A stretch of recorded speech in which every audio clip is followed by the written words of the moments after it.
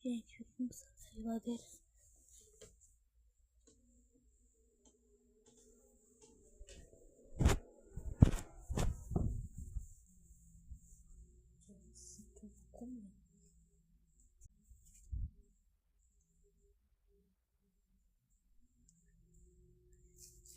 E hoje não posso fazer, né?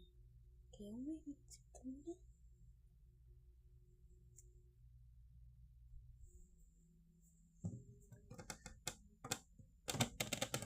Gente, ver se tem alguma coisa como é que vai ficar.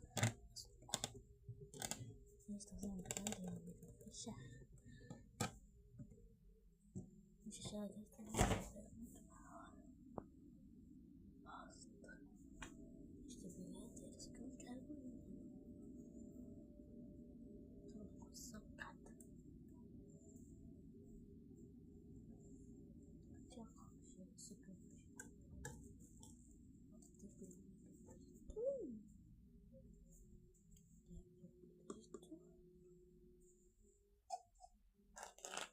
Chiclete.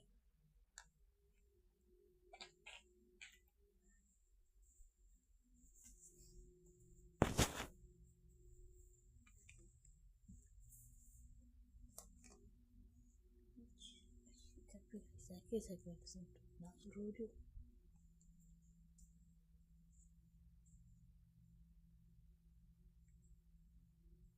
Isso.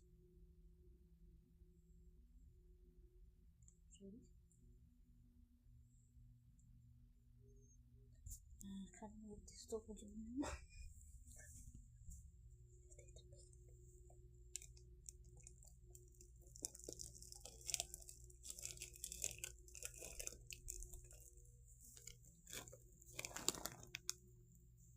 Deixa eu pegar o potinho. Deixa eu pegar o potinho. Isso, agora eu abro.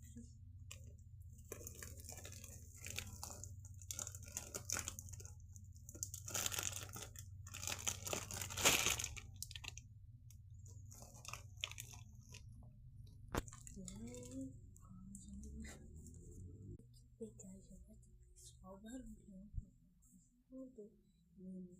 Meu pai tem que 4h30 da manhã. Minha mãe tem que acordar umas 6 horas da manhã.